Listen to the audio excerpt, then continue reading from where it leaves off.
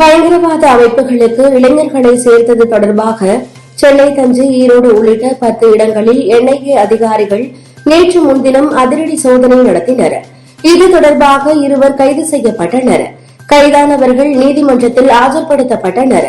கைதானவர்களை ஜூலை 5ஆம் தேதி வரை நீதிமன்ற காவலில் வைக்க நீதிபதி உத்தரவிட்டார். எல்லை தாண்டி மீன்பிடித்ததாக கூறி தமிழக மீனவர்களையும் அவர்களின் படகுகளையும் இலங்கை கடற்படை சிறைப்பிடிக்கும் சம்பவம் அடிக்கடி நிகழ்ந்து வருகிறது.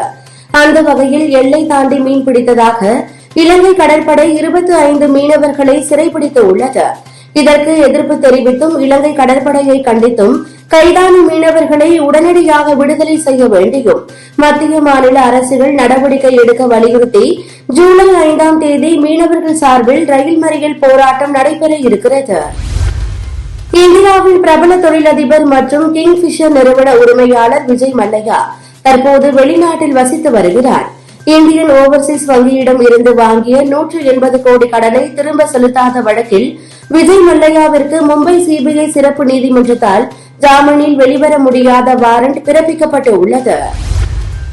பஞ்சாப் மாநிலத்தில் உள்ள ஜலந்தர் நகராட்சியில் கவுன்சிலராக உள்ள ஜெகதீஷம் ராய் சாம்ராய் கடந்த 40 நாட்களில் 3 கட்சிகளுக்கு தாவியுள்ளார்.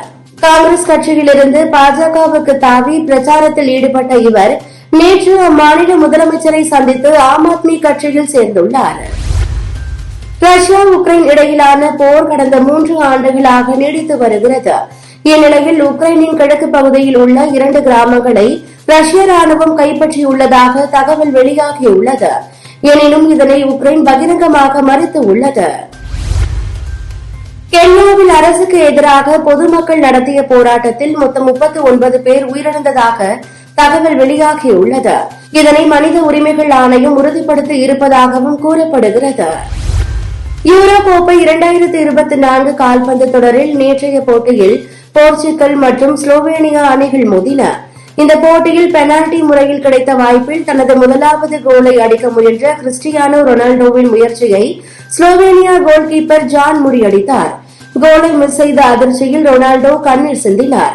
அவரை சக வீரர்கள் தேற்றினர். சர்வதேச செஸ் தரவரிசை பட்டியல் வெளியிடப்பட்டுள்ளது. இந்த பட்டியலில் இந்திய வரலாற்றில் முதல் முறையாக 3 இந்திய வீரர்கள் முதல் 10 இடங்களுக்குள் இடம் பிடித்து உள்ளனர்.